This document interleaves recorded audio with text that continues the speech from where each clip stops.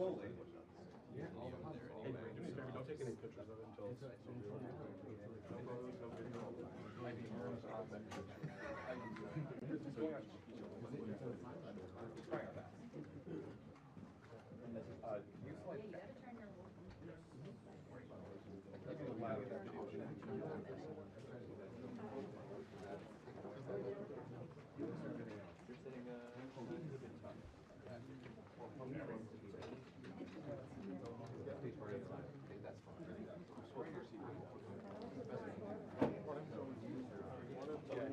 How are you looking for that?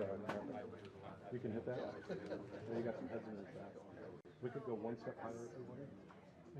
That would be gift pot. Thank you. There might still be heads, but it'd be better. We have some heads in the shot, so these we're gonna raise them up.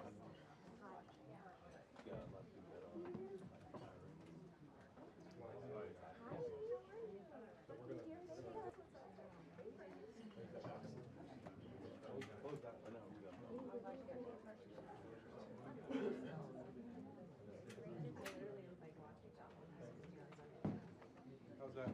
Much better than that. Let's try this.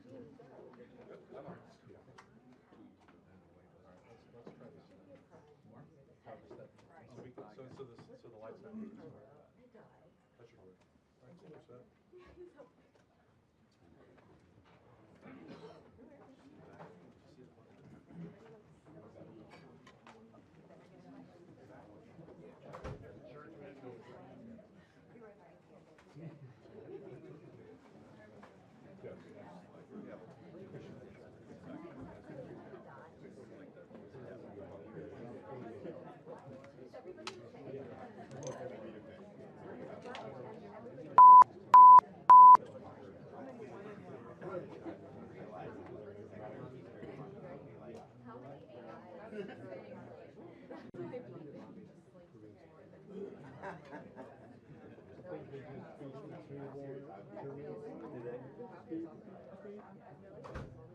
I don't know if the guys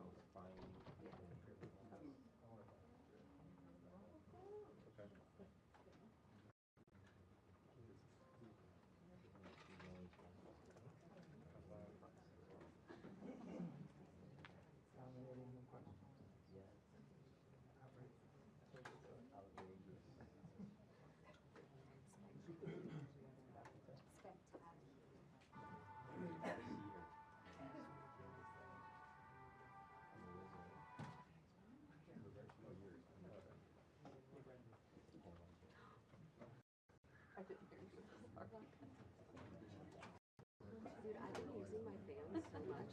Game changing in this heat. Be on the metro.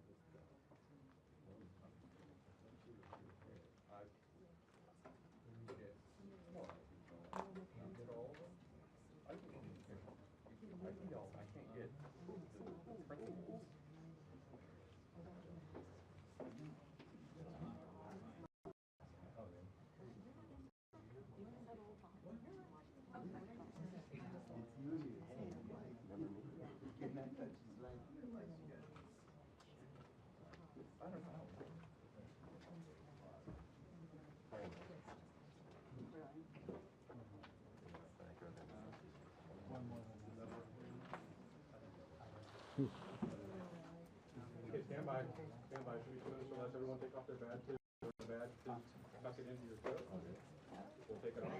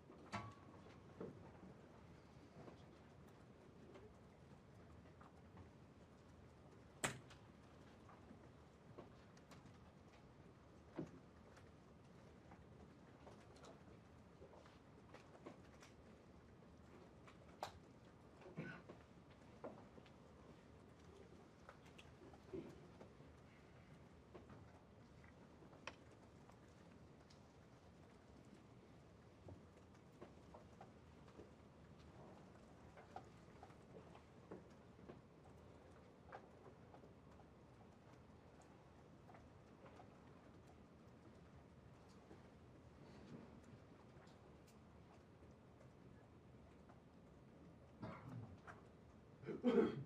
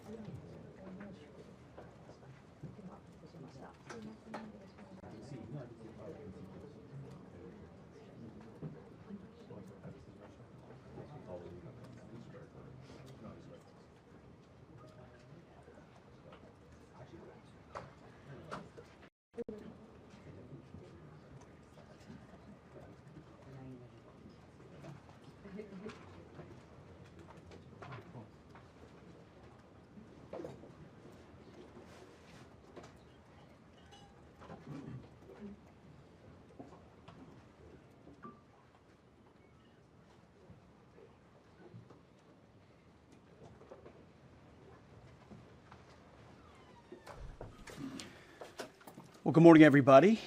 Just arrived last night back from NATO. 2 days from my battle buddy, so it's good to see him this morning. Good to see you, Mr. Chairman. You too, sir. Where there was a historic outcome. I want to start with that real quick. I think there's so much news, so many things happening that oftentimes big, momentous moments get missed. What President Trump accomplished in NATO yesterday was game-changing and historic. A shift in burden sharing to European responsibility in NATO that most would have said was impossible at the beginning of his term. But he said NATO needs to pay up. They started in the first term, and here in his second term, we've accelerated that. 32 NATO countries committed to spending 5% of their GDP on defense, on actually investing in the NATO alliance. So I hope with all the ink spilled, all of your outlets find the time to properly recognize this historic change in continental security that other presidents tried to do, other presidents talked about. President Trump accomplished it. It's a huge deal. You see, we're here this morning because in hunting for scandals all the time, in trying to find wedges and spin stories, this press corps and the press corps miss historic moments. You miss historic moments, 5% at NATO, which when you hear, I was in the closed door briefing, I wish there could have been cameras in there. When you heard the prime ministers and presidents of other countries, to a man and to a woman, looking at President Trump and saying, this never could have happened, never would have happened. It seemed impossible 5 years ago, 2 years ago, 8 years ago. But here we are because of your leadership. If you ask them the question, I bet they'd say the same thing. But searching for scandals, you miss historic moments, like recruiting at the Pentagon. Historic levels in the Army, the Air Force, and the Navy. Yeah, maybe there'll be a little mention here or there, but because it was under President Trump's leadership, because Americans are responding to him as commander-in-chief, the press corps doesn't want to write about him. Or bring us to the topic of the moment, the highly successful strikes in Iran. Let me read the bottom line here. President Trump directed the most complex and secretive military operation in history, and it was a resounding success, resulting in a ceasefire agreement and the end of the 12-day war. There's been a lot of discussion about what happened and what didn't happen. Step back for a second.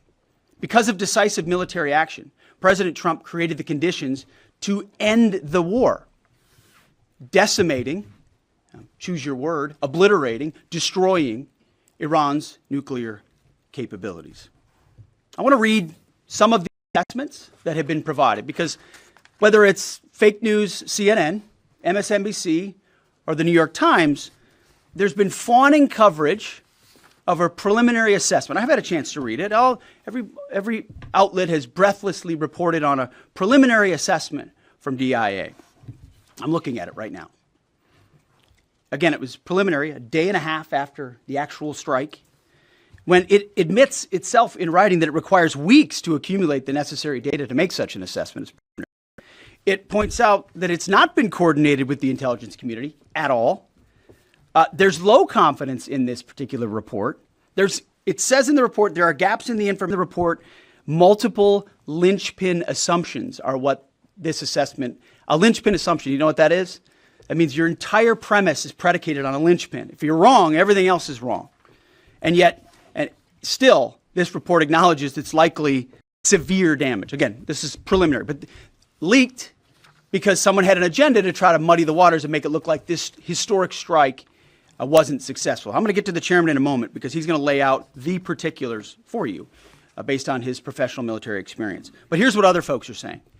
The DIA that put that report out says that this is a preliminary low-confidence report and will continue to be refined as additional intelligence becomes available. How about the Israeli Atomic Energy Commission? The devastating U.S. strikes on Fordow destroyed the site's critical infrastructure and rendered the enrichment facility inoperable. Have any of these quotes made their way into the New York Times or the Washington Post? MSNBC? CNN? Any of these quotes? How about this one? This is a new one from the UN, the United Nations. No friend of the United States, or certainly Israel often. Here's the head of the UN Atomic Energy Agency this morning, Rafael Grossi. U.S. and Israeli strikes caused enormous damage to Iran's nuclear sites. Don't take my word for it. How about the IDF's chief of staff? I can say here that the assessment is that we significantly damaged the nuclear program, setting it back by years. I repeat, years. The Iranian foreign minister, the spokesman, our nuclear installations have been badly damaged, that's for sure. I'm sure that's an understatement. John Radcliffe, CIA, put it just last night. CIA can confirm that a body of credible intelligence indicates Iran's nuclear program has been severely damaged by recent targeted strikes. This includes new intelligence from a historically reliable, very different than preliminary assessment with low confidence. He's saying historically reliable and accurate source and method that several key Iranian nuclear facilities were destroyed and would have to be rebuilt over the course of years. CIA continues to collect additional reliably sourced information to keep appropriate decision makers fully informed. How about DNI Tulsi Gabbard yesterday? She writes, and I quote, "New intelligence confirms what POTUS has stated numerous times. Iran's nuclear facilities have been destroyed." Institute for Science and International Security President David Albright, overall, Israel and U.S. attacks have effectively destroyed Iran's centrifuge enrichment program. Time and time again, I can go down the list. Those that understand, those that see, those that do proper assessments recognize that what the United States military did was historic. And again, before I pass it to the chairman, because you, and I mean specifically you, press, specifically you, the press corps, because you cheer against Trump so hard, it's like in your DNA and in your blood to cheer against Trump, because you want him not to be successful so bad, you have to cheer against the efficacy of these strikes.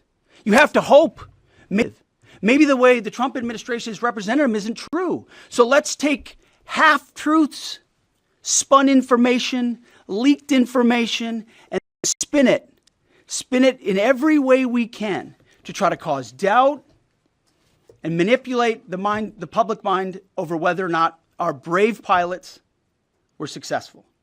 How many stories have been written about how hard it is to, I don't know, fly a plane for 36 hours? Has MSNBC done that story? Has Fox? Have we done the story how hard that is? Have we done it 2 or 3 times so that American people understand? How about how difficult it is to shoot a drone for F-15 or 16 or F-22 or F-35? Or what it's like to man a Patriot battery? Or how hard it is to refuel midair? Giving the American people an understanding of how complex and sophisticated this mission really was. There are so many aspects of what our brave men and women did that because of the hatred of this press corps are undermined because your people are trying to leak and spin that it wasn't successful. It's irresponsible. And folks in this room are privy to that information because of the proximity here in the Pentagon. It's an important responsibility. And time again, classified information is leaked or peddled for political purposes to try to make the president look bad. And what's really happening is you're undermining the success of incredible B-2 pilots and incredible F-35 pilots and incredible refuelers and incredible air defenders who accomplished their mission, set back a nuclear program in ways that other presidents would have dreamed. How about we celebrate that?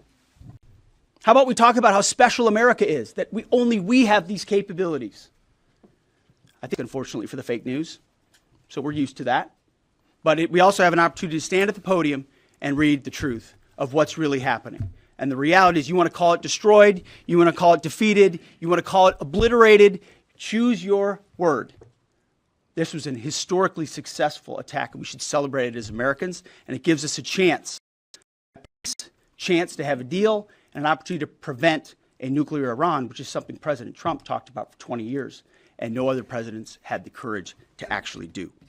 So with that, I want to hand it over to the chairman of the Joint Chiefs. They've done technical analysis on this, not just on the strike, but also on our Patriot defenders, on Udeid. And Mr. Chairman, I'll hand it over to you. Good morning. Thank you, Mr. Secretary, and good morning, and all of you. Thank you for being here. As a follow-up to my comments on Sunday's press conference, I wanted to give you a few updates this morning on something I'm honored to do as a chairman, and that's a chance to get to talk about some of our service members and the incredible things that they do on behalf of our nation. And I apologize ahead of time for the length and the detail. Today, I'm going to brief you on a couple things. First, I'm going to talk about our air defenders at Udeid in Qatar and their actions on Monday. Then I'm going to walk you through a little bit about the academics that went into the attack against Bordeaux, the massive ordnance penetrator weapon, and we're going to show a video that highlights the effects that weapon has. Of course, nobody was down inside the target, so we don't have video from the target. First, on Monday. As the President has stated, on Monday morning we began to receive indications and warnings that Iran intended to attack U.S. bases in the region. That more on the work that CENTCOM Commander Eric Kurilla had done, and on the orders of the President, at Udeid Air Base in Qatar and around the region, we assumed a minimum force posture. Most folks had moved off the base to extend the security perimeter out away from what we assessed might be a target zone, except for a very few Army soldiers at Udeid. At that point, only 2 Patriot batteries remained on base, roughly 44 American soldiers responsible for defending the entire base, to include CENTCOM's forward headquarters in the Middle East, an entire air base, and all the U.S. forces there. The oldest soldier was a 28-year-old captain. The youngest was a 21-year-old private who'd been in the military for less than 2 years. So let's put ourselves out there for a second. Imagine you're that young first lieutenant, you're 25 or 26 years old, and you've been assigned as the tactical director inside the command and control element. You, at that age, are the sole person responsible to defend this base.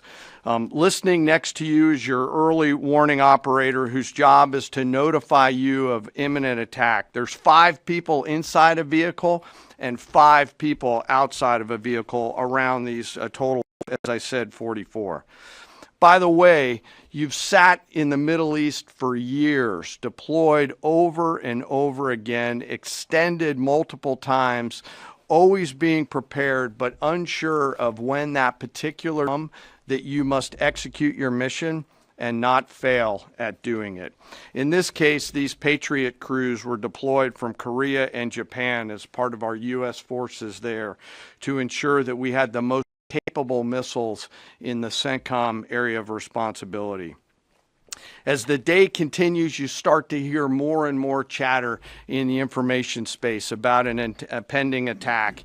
And as the sun starts to set in the west, you get orders from your higher headquarters to make sure that your missile batteries are pointed to the north. There are just a few other teammates. It's hot, you're getting nervous, and you expect an attack. Outside of those Patriot vehicles, your hot crew, which is 1 NCO and 4 additional soldiers, turns a key and relinquishes control of those missiles to that young lieutenant inside the vehicle. And you wait. You know that you're going to have approximately 2 minutes, 120 seconds to either succeed or fail. And then at approximately 12:30 p.m. on Monday, that's 7:30 p.m. in Qatar, as the sun sets in the west, Iran attacks. As the targets were detected, round after round of Patriot missiles are ejected from their canisters by an initial launch charge. Then the main solid rocket motor ignites. You can feel this in your body if you've ever been around a Patriot taking a shot. And round after round goes out and guides against those missiles coming inbound. We believe that this is the largest single Patriot engagement in U.S. military history. And we were joined in this engagement by the Qatari Patriot crews. I'm not going to tell you how many rounds were shot, but it was a bunch because of classified purposes. And we're aware that there's reports of something getting through. What we do know is there was a lot of metal flying around. Between attacking missiles being hit by Patriots, boosters from attacking missiles being hit by Patriots, the Patriots themselves flying around, and the debris from those Patriots hitting the ground, there was a lot of metal flying around. And yet our U.S. air defenders had only seconds to make complex decisions with strategic impact. These awesome humans, along with their Qatari brothers and sisters in arms, stood between a salvo of Iranian missiles and the safety of Udeid. They are the unsung heroes of the 21st century United States Army. And I know a lot of you have seen the videos online and the excitement as those Patriots departed their launchers and went up and guided. This really demonstrates the combat capability and capacity of our Army air defenders. Simply stated, they absolutely crushed it. If you'd flip this over, thanks. Let me next move to walk through of the GBU-57 massive ordnance penetrator weapon and share a little bit about the planners who did this and their work on the weapon. First, let me set the stage for you. There's an organization in the U.S. called the Defense Threat Reduction Agency, DTRA. A lot of things for our nation, but DTRA is the world's leading expert on deeply buried underground targets. In 2009, a Defense Threat Reduction Agency officer was brought into a vault at an undisclosed location and briefed on something going on in Iran. For security purposes, I'm not going to share his name. He was shown some photos and some highly classified intelligence of what looked like a major construction project in the mountains of Iran. He was tasked to study this facility, work with the intelligence community to understand it, and he was soon joined by an additional teammate.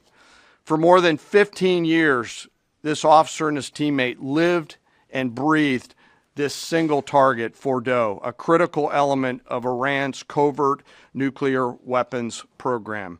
He studied the geology. He watched the Iranians dig it out. He watched the construction, the weather, the discard material, the geology, the construction materials, where the materials came from. He looked at the vent shaft, the exhaust shaft, the electrical systems, the environmental control systems, every nook, every crater, every piece of equipment going in and every piece of equipment going out. They literally dreamed about this target at night when they slept. They thought about it driving back and forth to work, and they knew from the very first days what this was for. You do not build a multi-layered underground bunker complex with centrifuges and other equipment in a mountain for any peaceful purpose. They weren't able to discuss this with their family, their wives, their kids, their friends, but they just kept growing.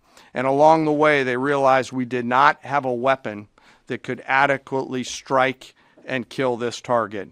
So they began a journey to work with industry and other tacticians to develop the GBU-57. They tested it over and over again, tried different options, tried more after that. They accomplished hundreds of test shots and dropped many full-scale weapons against extremely realistic targets for a single purpose: kill this target at the time and place of our nation's choosing. And then, on a day in June of 2025, more than 15 years after they started their life's work, the phone rang and the President of the United States ordered the B-2 force that you've supported to go strike and kill this target. Yesterday, I had the incredible honor and privilege of spending time with these two Defense Threat Reduction Agency officers who've given so much. One of them said, quote, "I can't even get my head around this. My heart is so filled with the pride of being a part of this team. I am so honored to be a part of this." To you both, thank you, and thank you to your families. Operation Midnight Hammer was the culmination of those 15 years of incredible work. The air crews, the tanker crews, the weapons crews that built the weapons, the load crews that loaded it. Before I run through this video today, I want to talk a little bit about weaponeering and what goes into an attack. Weaponeering is the science of evaluating a target. I mentioned all of those factors before that these two DTRA officers had thought about. Ultimately, weaponeering is determining weapon and fuse combination to achieve the desired effects and maximum destruction against a target. In the case of Fordow, the DTRA team understood with a high degree of confidence the elements of the target required to kill its functions, and the weapons were designed, planned, and delivered to ensure that they achieve the effects in the mission space. By the way, in the beginning of development, we had so many PhDs working on the MOP program, doing modeling and simulation, that we were quietly and in a secret way the biggest users of supercomputer hours within the United States of America. So let me talk about the graphic a little bit. And the GBU-57, which all of you I know is a 30,000 pound weapon dropped only by the B-2. It's comprised of steel, explosive, and a fuse, programmed bespokely each weapon to achieve a particular effect inside the target. Each weapon had a unique desired impact angle, arrival, final heading, and a fuse setting. The fuse is effectively what tells the bomb when to function. A longer delay in a fuse, the deeper the weapon will penetrate and drive into the target. So on Fordow, in June of 2008, you can see these three holes. Depicted here is the main exhaust shaft with two additional ventilation shafts on either side. The United States decided to strike these shafts, as seen here on the main graphic, as the primary point of entry into the mission space. In the days preceding the attack against Fordow, the Iranians attempted to cover with concrete to try to prevent an attack. I won't share the specific dimensions of the concrete cap, but you should know that we know what the dimensions of those concrete caps were. The planners had to account for this. They accounted for everything. The cap was forcibly removed by the first weapon, and the main shaft was uncovered. Weapons 2, 3, 4, 5 were tasked to enter the main shaft, move down into the complex at greater than 1,000 feet per second, and explode in the mission space. Weapon number 6 was designed on each side, so there were 6 on each side. Weapons number 6 was designed as a flex weapon to allow us to cover if one of the preceding jets or one of the preceding weapons did not work. The video I'm about to show you is a culmination of over 15 years of development and testing. As I said, hundreds of test shots on various models. This is one weapon. So if you take a view of this as 5 additionals, you'll get a sense of what this looks like. Hopefully you can see it and there's not too much reflection. Tom runs our videos out there. We'll run it at full speed so you can see it and then go back through it. Go ahead, Tom.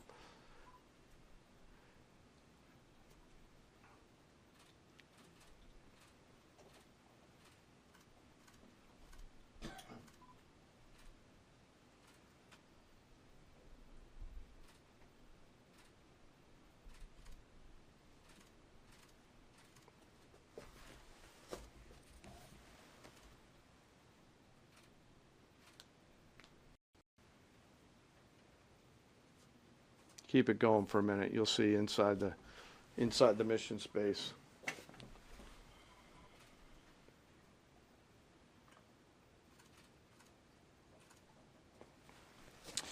Unlike a normal surface bomb, you won't see an impact crater because they're designed to deeply bury and then function. I know there's been a lot of questions about that. All 6 weapons at each vent at Fordow went exactly where they were intended to go. A bomb has 3 effects that causes damage: blast, fragmentation, and overpressure. In this case, the primary kill mechanism in the mission space was a mix of overpressure and blast, ripping through the open tunnels and destroying critical hardware. The majority of the damage we assessed based on our extensive modeling was a blast layer combined with the extending from the shock. Imagine what this looks like 6 times over.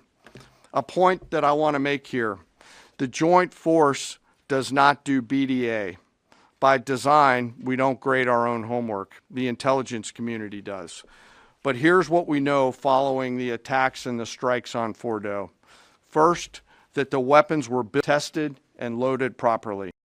2, the weapons were released on speed and on parameters. 3, the weapons all guided to their intended targets and to their intended aim points.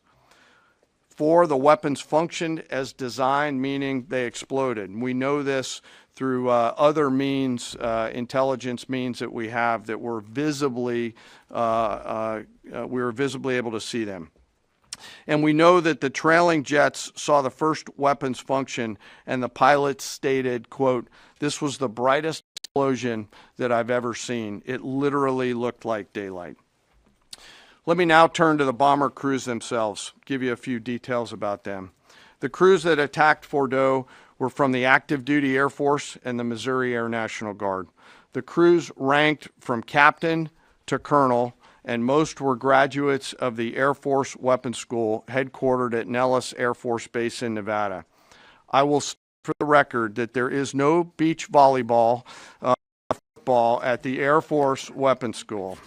There were male and female aviators on this mission, and a crew member told me when I talked to them on video the other day that this felt like the Super Bowl, the thousands of scientists, airmen, and maintainers all coming together. One last story about people. When the crews went to work on Friday, they kissed their loved ones goodbye, not knowing when or if they'd be home. Late on Saturday night, their families became aware of what was happening. And on Sunday, when those jets returned from Whiteman, their families were there. Flags flying and tears flowing. I have chills talking about this. The jets rejoined into a formation of 4 airplanes followed by a formation of 3 and came up overhead Whiteman proudly in the traffic pattern, pitching out to land right over the base and landing to the incredible cheers of their families who sacrifice and serve right alongside their family members. Like I said, there were a lot of flags and a lot of tears. One commander told me this is a moment in the lives of our families that they will never forget. That, my friends, is what America's Joint Force does. We think, we develop, we train, we rehearse, we test, we evaluate every single day. And when the call comes to deliver, we do so. I could not be more proud standing up here today of our Joint Force. I'm filled with gratitude that I get to tell their story.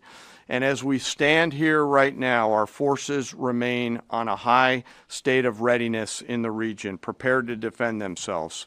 And one last thing, our adversaries around the world should know that there are other DTRA team members out there studying targets for the same amount of time, and will continue to do so. Thank you very much. I apologize for the length. I look forward to your questions. Thank you, Mr. Chairman. I would just thank you, by the way, for that extensive work, the lay down. I mean, even, do you have that laser pointer? Okay. Yes, sir. Thank you, squaring me away as always. I mean, even in just the public reporting, if you see the post-strike shaft of the 3 holes, the vast majority, and fairly so, the vast majority of speculation has been those are the 3 strike points. When in actual, you realize that these are the vents, these are the caps. The first munition took the cap off, and the other 5 went down the center hole, which, if you're planning the target, you would want it to be the direct one going to the bottom. These are the types of things that go into the planning for a strike that the Pentagon would not expect the press corps, or the American people, to initially understand. So laying this information out is helpful. But it's also why we ask for a beat, for a moment, for a day or 2, the opportunity to tell that story. Because as the chairman said, these men and women that did this mission, they just want to do their job. They're not expecting their story to be told. They're not expecting the glory. They are grateful for the flags and the hugs of family. That's why they do the job. But they also know they were a part of something historic. We know how historic it was. The chairman does. I know. Our staffs know. And so that's why we are, and the President of the United States knows. And that's why it's almost personal when we see the way in which leaks are used to try to disparage the outcome or muddy the waters about the impact of what happened without being responsible with information and allowing the professionals to assess and provide that information just like the chairman did. So thank you, Mr. Chairman, for that information. Yes, and we welcome a few additional questions. Yes, sir. General, on Sunday you said final battle damage will take some time. And you also said, I think BDA is still pending, and it would be way too early for me to comment on what may or may not still be there at the nuclear facility. That was just over 3 days ago. So what has changed? Would you use the term obliterated as well? Sure, I don't do BDA. I'll refer that to the intelligence community. And you're talking with them. I mean, what changed in the past 3 days that make you so, you know? Sir, I think I think I explained what changed. There was a great deal of irresponsible reporting based on leaks, preliminary information in low confidence. Again, when someone leaks something, they do it with an agenda. And when you leak a portion of an intelligence assessment, but just a little portion that makes it seem like maybe the strike wasn't effective, then you start a news cycle, whether it's the Washington Post or Fox News or CNN or MSNBC, you start a news cycle that starts to call into question the efficacy. That's why. So you bring the chairman here, who's not involved in politics. He didn't do politics. That's my lane to understand and translate and talk about those types of things. So I can use the word obliterated. He could use defeat, destroyed, assess, all of those things. But ultimately, we're here to clarify what these weapons are capable of, which anyone with, 2 2 eyes, some ears, and a brain can recognize that kind of firepower with that specificity at that location and others is going to have a devastating effect. So we all recognize there will be days and weeks ahead. That's why yesterday I said, if you want to know what's going on at Fort O, you better go there and get a big shovel, because no one's under there right now. No one's under there able to assess, and everyone's using reflections of what they see. And that's why the Israelis, the Iranians, the IAEA, the UN, to a man and to a woman who recognize the capability of this weapon system are acknowledging how destructive it's been. So that's what's changed. Just 3 or 4 days later. What See, this is a point. This is how difficult to manage. You just watched a video of what this weapon is capable of. Find our confidence is in the skill of men and women and the capability of the systems they employed, and the recognition so far in the reflections that it was a highly successful mission. Sir, I think you could, I'd say go out, the IC should be able to help you answer that question. They look at a variety, as the Secretary has alluded to, we look at a variety of things. I don't do that, they do. All different sources of intel, I'd refer you to them to get clarity on the end state. So again, I go back to the IC, whether it's Director Radcliffe or ODNI Gabbard. I read the statements at the beginning. They're the ones aggregating the intelligence, and they're saying nuclear facilities were destroyed and would have to be rebuilt over a number of years. Facilities were destroyed. What do we got right here? Sir, you cited a body of credible intelligence to suggest that the damage at Fort O and other places. What are you referring to, and when can we see it? I was reading from the CIA director's statement, which came out last night. CIA, again, they do the BDA, they do the assessment. CIA can confirm that a body of credible intelligence indicates, it also goes on to say, new intelligence from historically reliable and accurate sources and methods. Now, you can imagine the CIA director is going to be very careful about how he articulates things of that sensitivity. Classified, secret, top secret, compartmentalized. He's going to know things that you're not going to know, that the press isn't going to know, and he's reflecting that the sources he's seeing are highly credible. They've given credible intelligence. They or those processes have given credible intelligence in the past, and that's what he's basing it on. You think we need to see that? Do you have a top secret clearance, sir? Eventually, Okay. the American public wants Yes, to see sir. it. Yes. I wanted to ask briefly just No, not you. Checkered shirt. Oh, so my question, Thomas. Yes, sir. Thanks, sir. Anybody who's ever read a Battalion S2 report after a fight knows that it's usually, the initial report is usually wrong, sometimes grossly so. Has what happened in this incident caused you all to sort of rethink the intelligence process or the dissemination, or do you think it's just a matter, I mean, if the process itself doesn't require any more adjustment? Well, I can tell you what the chairman told me in the Situation Room, reminded us all, which is alongside what you just said, sir, is that the first reports are almost always wrong. They're almost always incomplete, right? Anything, whether it's a squad level operation or a strategic level operation, the initial reflections you get are coming at you at a high rate of speed from a lot of different sources. So your job is to step back and assess them. And that's why we're urging caution about premising entire stories on biased leaks, biased publications, trying to make something look bad. How about we take a beat, recognize first the success of our warriors, hold them up, tell their stories, celebrate that, wave an American flag, be proud of what we accomplished. And in the meantime, I can assure you, the chairman and his staff, the intelligence community, our staff and others are doing all the assessments necessary to make sure that mission was indeed successful. Yes, right there. Sir, thank you, Mr. Secretary. Iran has recognized that their nuclear program was indeed severely damaged, but they also said that the U.S. strikes only strengthened their ability and their determination to complete their nuclear program. How do you respond to that, sir? Is that a provocation from Iran? Well, I would say Iran's going to have to say a lot of things right now in order to bolster their image, especially internally. You know, in the media, there's a lot of things they'll say for domestic consumption. But we're watching very closely what they do.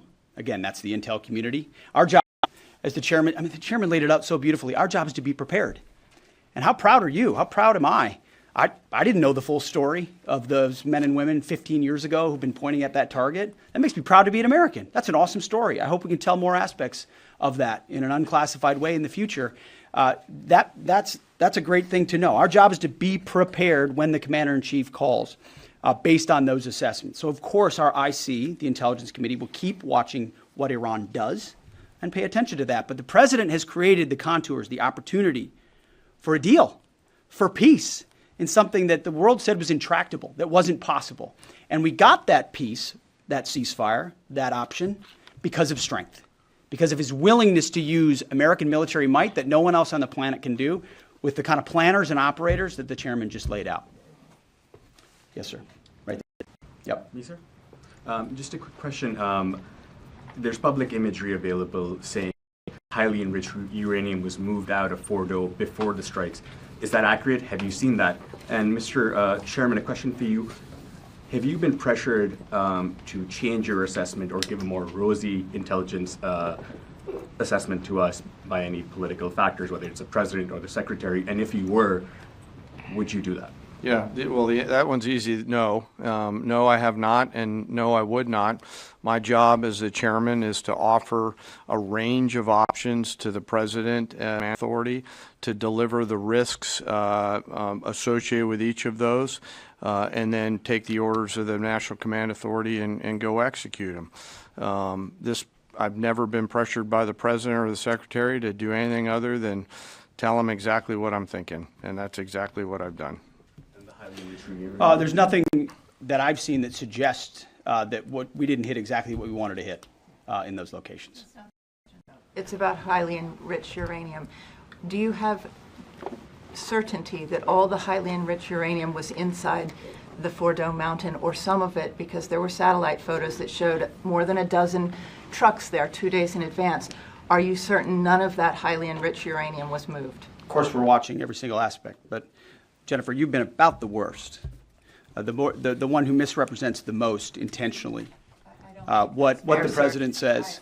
I was report about the ventilation shafts on Saturday night, and in fact, I was the first to describe the B-2 bombers, the refueling, the entire mission with great accuracy. So I take issue with that. I appreciate you acknowledging that this was the first the most successful mission based on operational security that this department has done since you've been here, and I appreciate it.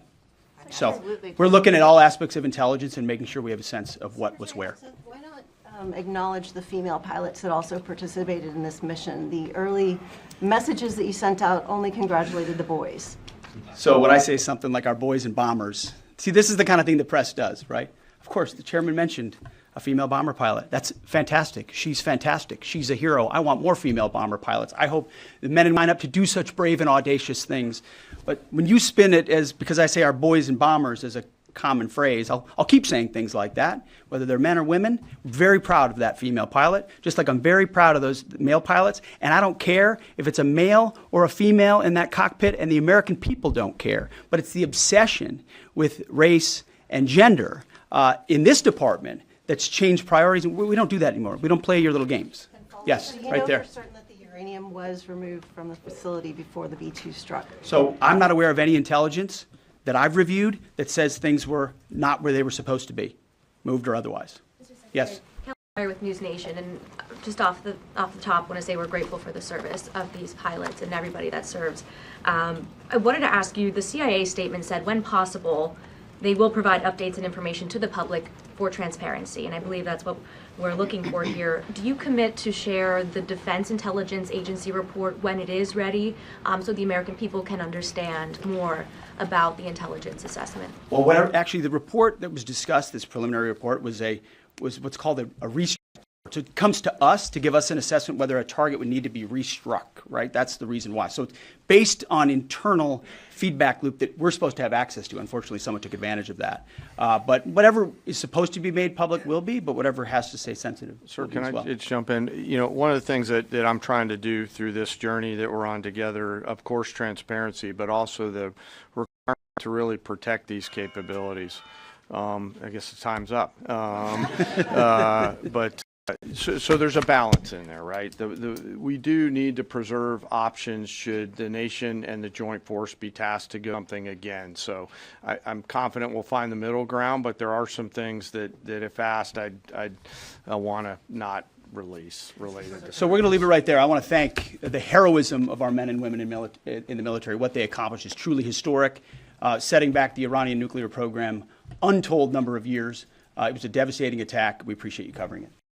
Chairman, thank you. Maybe to talk a little bit more about the role, sir. You can